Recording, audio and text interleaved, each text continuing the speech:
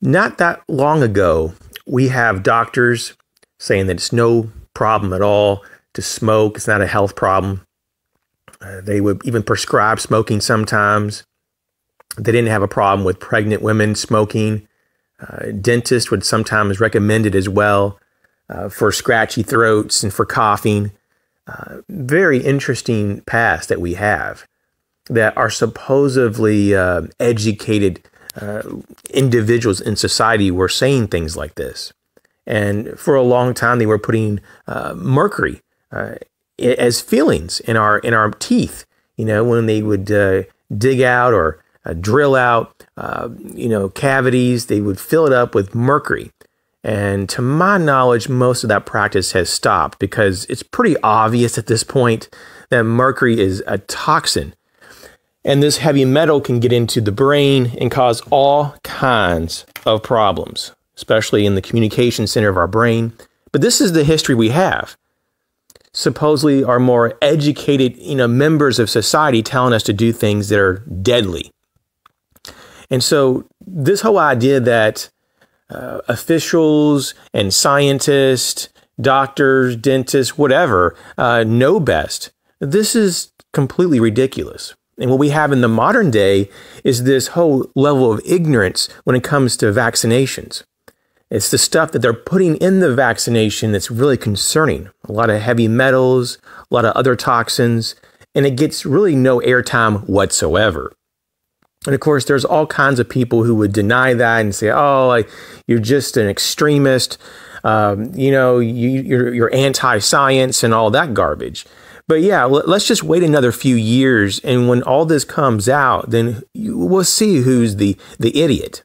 And I don't mean to come off super strong, but I think that we need to have some strength in this conversation. We can't be willy-nilly about these things. Now, with this video, I just kind of want to talk kind of loosely and just informally about climate change, the big boogeyman. And I just want to speak in my own words. So I don't know how long this video is going to be, but this is just what I feel like I need to do and I want to do because it's the right thing to talk about real problems in society.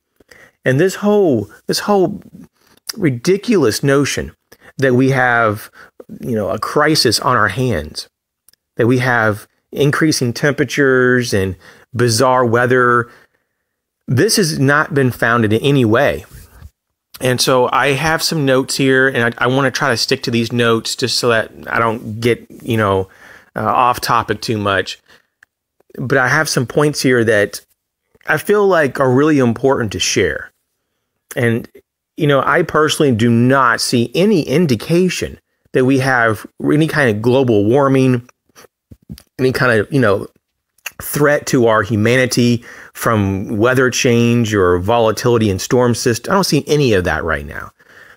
I do agree that we have pollution problems in various parts of the world. I would agree with that. I mean, that's pretty much right in your face. That's really obvious. But when you see so-called science and the government get so heavily involved with this whole climate change rhetoric, man, it goes way beyond what would be called for. If it was just like a movement that you and I try to start, or if there was just regular science, you would never have so much involvement. And it's gotten to be like a cult level involvement. And the government is so, emphatic about doing something about this problem. Even though we have so many other things that are much more urgent than this made up crisis. But they're saying that this isn't made up and this is for real. And we only have a few more years or we can't go back. It's irreversible. And, we'll have to live on another planet and all this crap. I mean, really? It's just fear mongering. So let me jump into my notes here and just kind of chat for a moment about this. The first thing that I noticed right off the bat is that their forecast, and this goes on for decades, they've been talking about this, global warming, climate change, all this. Their forecasts never come true, though. Their predictions and long-term forecast are always wrong. And I mean, not just by a little bit, but like way overshoots it. In fact, a lot of times there is no change. I mean, no change at all. This is just like, you would think a shocker, and you would think they would just give up, but they don't. No change at all after 10, 20 years, and yet they manipulate and average up a lot of this. And so let me just tell you this.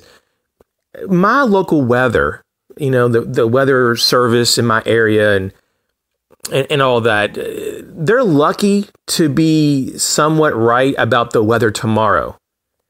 Most time they're not even 50% right about weather 5 days out. They have a really hard time doing about the 5-day weather forecast. And I watch the weather very closely in my area. It's just something that I'm interested in. And the weather is, they are constantly changing the 5-day forecast. I mean, in my area, it's not unusual for them to change it 2 to 3 times a day, trying to predict. And they're not even close a lot of times. I remember just recently, there was a forecast for the next day, right? That it was supposed to be really nice and sunny, 0 chance of rain. Well, guess what? The first thing that happens when I wake up, it's pouring down and it's overcast the whole day. I mean, they can't even get the next day right.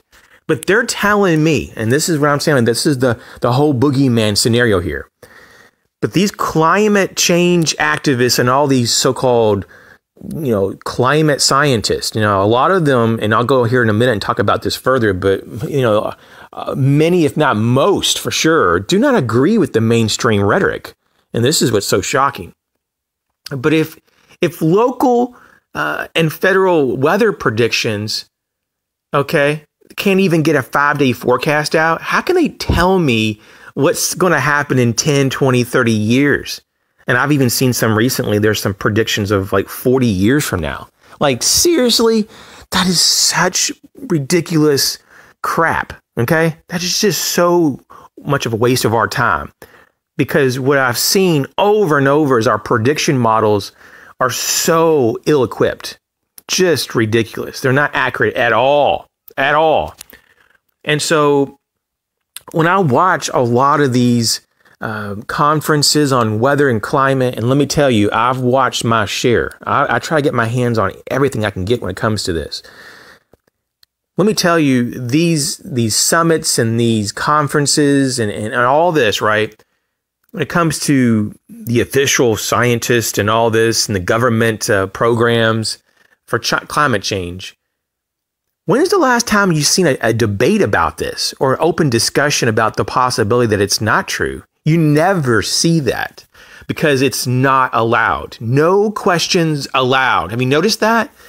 There's just like no debate. Skeptical inquiry is not allowed. In fact, you're heckled. And I've seen when someone's tried to raise a question that really hit at the heart of their data, that really was starting to expose them, and they get basically booed out of the conference, or they get told to leave, or the security is called on them. Unbelievable. So what you see here is that this is not science in motion. This is a religion. This is a type of occult activity. And so what I found is that the majority of scientists do not agree with climate change. And they'll try to say, well, 97%. Yeah, look at how they came up with that data. And I'm not going to burn a lot of time on that. But look into it. It's bogus, bogus, bogus. It's complete manipulation of the data set. And so what I found is that of the peer-reviewed scientific literature, when you do an extensive search, less than 1% of the scientific research speculates that climate change is real and man-made.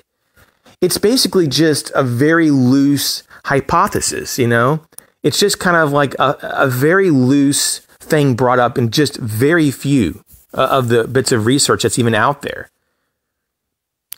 And what's so sad is when you look at how NOAA and NASA has worked together to manipulate the data set, the historical data set. And I'm kid you not.